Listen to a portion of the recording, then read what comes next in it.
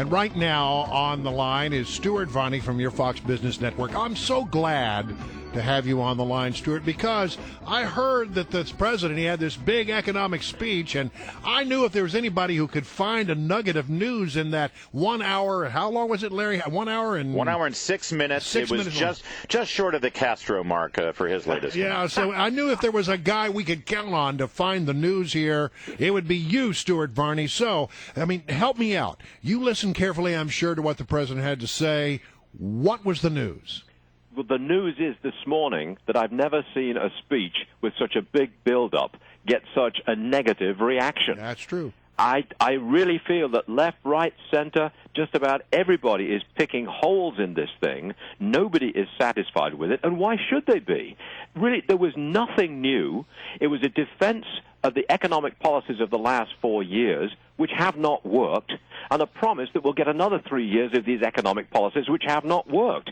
Now, the Democrats, they've got to go into the elections next year with this economy round their necks, with Obamacare round their necks, and I don't think they're very pleased with what the president came up with yesterday. Well, I'd call it a flop. Was there anything new? Did you hear one thing that was new in something that is different from what has been proposed before? There was one thing that was new. Well, it wasn't totally new, which really annoyed me.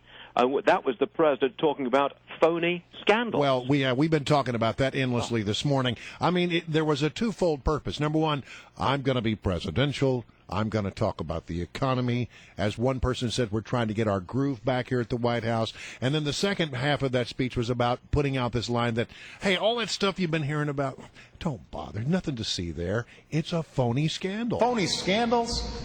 Yeah, yes. Look, I cover money. I cover business, the economy. That's what I do. There wasn't a single new item in that speech. 1 hour and 6 minutes long. There was not a single new proposal. It was just same old, more of the same.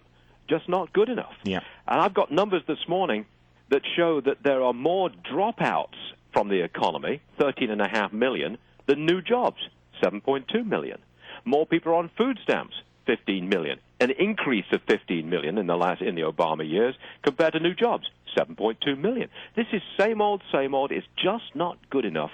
It's un-American. I know that sounds crazy with a guy with a voice like this, but I associate America with growth, robust free enterprise, prosperity. Isn't that what America's all about? Yeah. And all we've got here is a reslicing of the static pie. Our guest is Stuart Varney, of course, anchor at Varney and Company over on the Fox Business Network every day at 9:20. And Stuart, I'm guessing you talked a lot about, you said you talk about money. What about the lack of money in Detroit? I'm sure that's been a big topic this week over on Varney and Company. What is to be done about Detroit? And does the president and the Democrats, do they dare ask for a federal bailout? They will not call it a bailout, but I believe they will attempt to get some money into Detroit without going through Congress. So Americans' tax dollars from all of the states that did the right thing and were fiscally responsible, Texas and Nebraska and North Dakota, all those states that have their fiscal house in order, their tax dollars will go to help out those people in Detroit who have been careless for the last 40 years. If I'm right, yes. There is intense pressure on the administration to do something, especially about those 20,000 retired city workers from Detroit who stand to lose a large proportion of their pensions.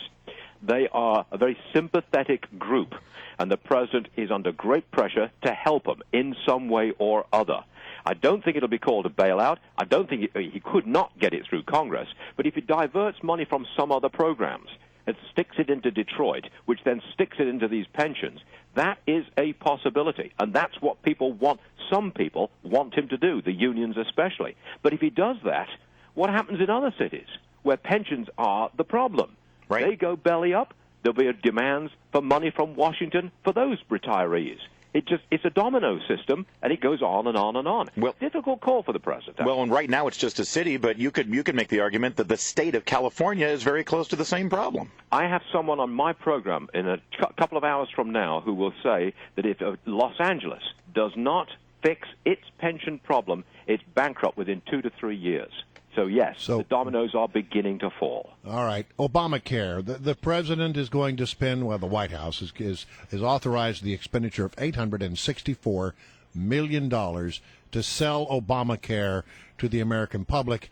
amidst growing evidence that the American public doesn't care one whit for Obamacare. Yeah. Where do you start with this? Where does one start? Let me throw this at you. I interviewed a senior executive from White Castle, the burger chain. Oh, I love the White Castle. Oh, we love those. You go to Chicago. Got to eat them by the dozen. Yeah, belly bombs, as we used to call them. But I shouldn't really do that. But he said publicly, when Obamacare goes through, when it's imposed, they will hire part-timers. And they will reduce the hours to 25 hours a week because they cannot afford the imposition of Obamacare, and that's what they're going to do. And they're very similar to a lot of the food chains. Hotels are doing the same thing. The president denies that Obamacare is having any impact on the hiring nature of America. That's flat out wrong. That's just not correct. Yeah, it's not correct on any level. No, it's not. Stuart. Chaos is coming, Brian. You can see. Here it comes. Chaos. These exchanges are not ready. The rules are not in place. Standards not in place. Chaos is here. What is it, July the 20-something? We impose these exchanges. They're supposed to be set up by October the 1st. Mm-hmm. I just can't see that they're ready. Period. Stuart, you voluntarily fled the tyrannical monarchy of Great Britain, the House of Windsor. I wonder if you could reflect a little bit, first of all, on the birth of the new heir to the throne of Great Britain. Do you think the monarchy is going to last long enough to see young Prince George actually assume the throne? Oh, yeah. The monarchy is wildly popular right now. William and Kate have single-handedly resurrected the monarchy. It was really down in the dumps PR-wise about 15, 20 years ago when the Queen was having real problems with her own children, but that's been resurrected entirely. I think it's something like 85% of the Brits like the monarchy, want to keep the monarchy. What do you think of the Americans loving the monarchy so much? Well, it's better than Queen Kardashian, isn't it? And, I'm telling you, Larry, I bitterly resent somebody, I don't think it was you, but somebody is calling the new prince Boy George. I really resent that. Oh, man, yeah. We don't want to see those piercings. Larry didn't do it only because he didn't think of it. Yeah, I'm going to steal it, though. And I am appalled at the idea that a future king of England should have a name of Louis, which I think is distinctly French. Oh, it is. It's a little annoying. However, I'm an American, okay? I can hear you playing Rule Britannia in the background. That's right. Listen, Stuart, always a pleasure to have you on. Our favorite American guest, Stuart Varney. Thank you, Yanks. All right.